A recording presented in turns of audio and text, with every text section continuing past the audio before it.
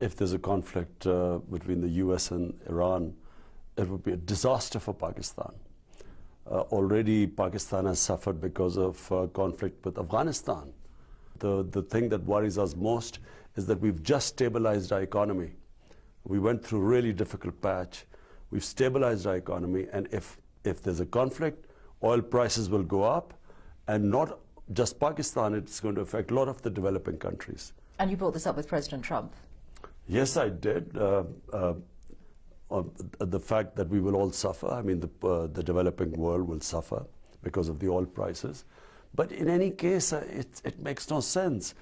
I mean, it's 19 years the US has been stuck in Afghanistan. Can this region afford another conflict? Did you feel he was listening? Well, I gave my point of view.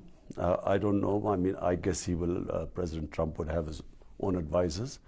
But I certainly gave my point of view, and I'm really anti these military solutions.